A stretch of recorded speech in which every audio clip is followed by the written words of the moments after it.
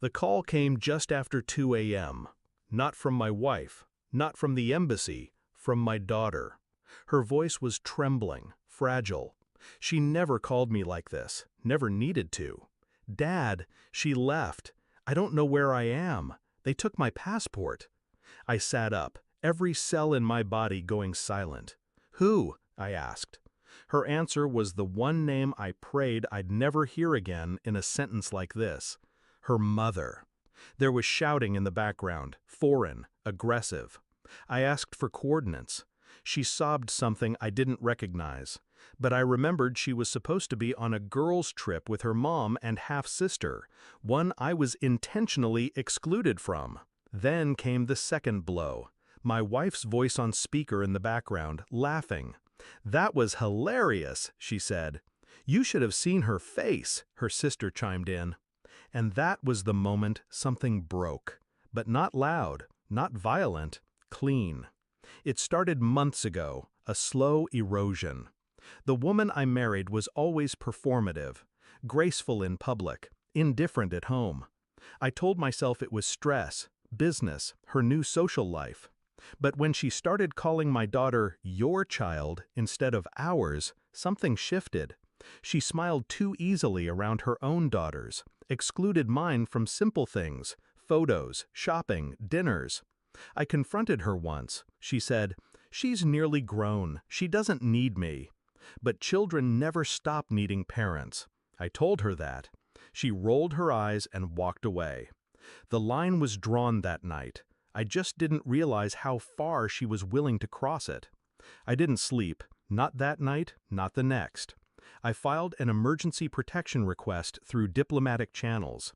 I had friends, quiet ones who owed me. I traced the last location of my daughter's phone to a border town in a do not travel zone. She had no passport, no cash, and was listed as a minor traveling alone. My wife knew the rules. She used them. I found an email trail, bookings under her sister's name. No mention of my daughter in the travel documents. No return ticket purchased for her. The intent was clear. Abandonment. Calculated. Cruel.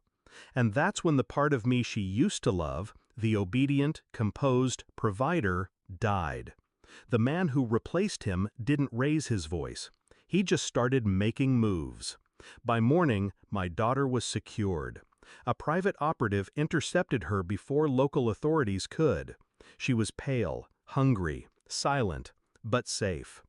I held her for a long time, her head against my chest, heart still racing. She didn't ask where her mother was. She didn't need to. That same morning, I walked into our house. My wife was in the kitchen, drinking coffee, still in her robe. No guilt, no worry. "You're back early," she said. I set down a file on the counter. Inside, her booking confirmations, border footage, surveillance stills, voicemails, a full dossier. She flipped through it with fake calm. By the third page, her hand shook. "Where is she?" she asked. I didn't answer. I didn't need to. Her face fell. That was enough. That afternoon, I met with my attorney. Divorce was filed under willful endangerment of a minor. All assets frozen, trusts revoked. Her business, financed by me, was audited by week's end.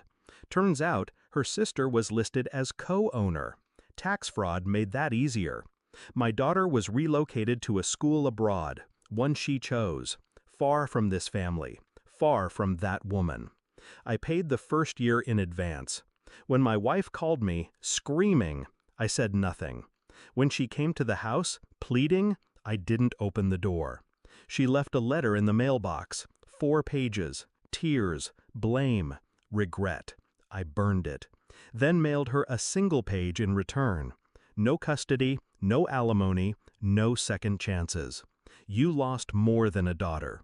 You lost the only man who ever tolerated the real you.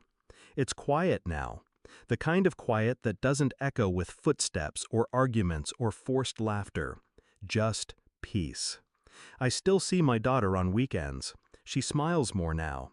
Her voice doesn't tremble. She doesn't mention her mother. Neither do I. Some names deserve to fade. Some wounds become wisdom. I don't hate her anymore. She's just irrelevant. And what she called a joke became the reason she lost everything. Because I didn't react with rage, I responded with removal. And now, she's the one without a way home.